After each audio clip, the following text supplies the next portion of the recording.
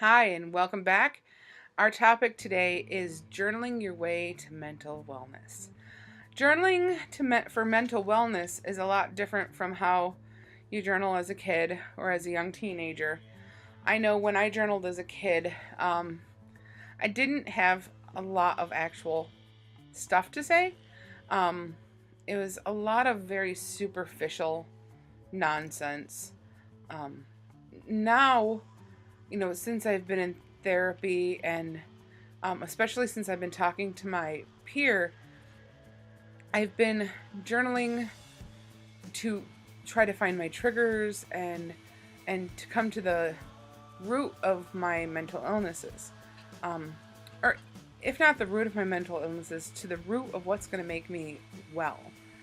Um, and then even more recently, last weekend, I spoke to a friend of mine who is who has been to school for psychology.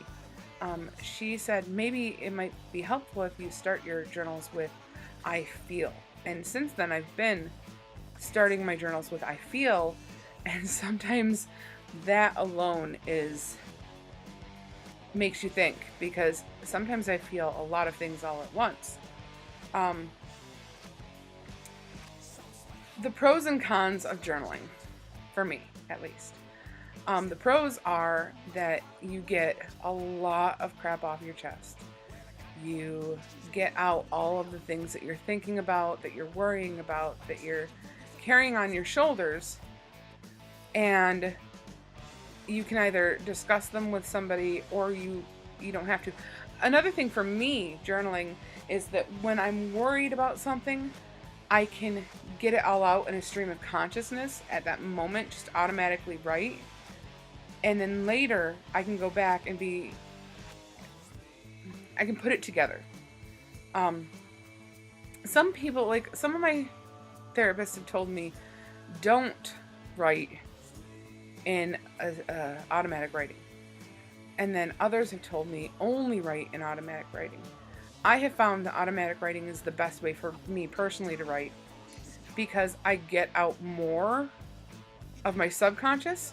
At one point, I started off on one subject and ended up writing a letter to somebody that really needed to be written, things that I really needed to say to that person. I also try to end my journal entries, which are like a billion pages long, with something good about the day, something positive about myself, something I'm grateful for. Um, so even though if there's something, like if I'm writing about something that's worrying me or that I'm anxious about, or something that came up about my past that was really bad, I'm ending on a really positive note. Um, the pros and cons of journaling for me, um, the pros are that I get everything out. I get my troubles out, I get my worries out, things that I can't talk to people about because I'm either worried about what they're going to think, or they're going to think I'm crazier than I actually feel I am. Or that I'm not ready to talk to anybody about it till I feel like I've got a grip on how I feel about it. But the biggest con for me at least, is that I'll start journaling about something in particular, and because I automatic write, it'll turn into something completely different. I'll start digging into the past, thinking about things that I feel like I don't want to think about, things that I've kind of buried, or because all of my past I bury, I dig up, I bury, I dig up, I bury, I dig up. And so for me, because I journal for so long at a time, I usually end up digging up stuff from the past. Um, and I feel like sometimes that depresses me more at the moment. I talked to my peer about this, and she said that that's normal. And that means that I'm sorry about all the background noise. We're having a really big wind. It's not really a windstorm, but it's really, really windy today. And it sounds like people are trying to knock the house down. But For me, it's troublesome at the moment, and sometimes it can actually bring me down for a little while. Um, and so on those days, I'll actually end up journaling several times a day for several hours at a time. Um, so that's my biggest con about journaling and that could be just me. Um, but I do want to stress, um, journaling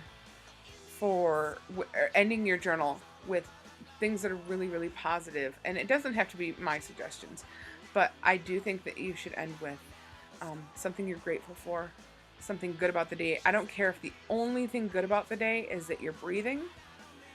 That's a good thing. You're alive. You made it through another day. That means you're strong. Um, and, one wonderful thing about yourself. Pick, I don't care what it is. There's something about you that's wonderful. You have great teeth. You are a great aunt or uncle. You have clean toenails. I don't care what it is. There is something great about you every single day. It could be that your face is really glowy today. It could be because you're crying all day. Who cares? Your freckles really stood out today. There's something positive about you every single day, and I can't stress that enough. It took a long time for me to realize that. But now I try to come up with at least 3 positive things about me. Because there was a time in my life that I looked in the mirror and I could not see a single positive thing about myself. And now there's a lot of things that I find that are positive. So with that being said, it's a pretty short video today.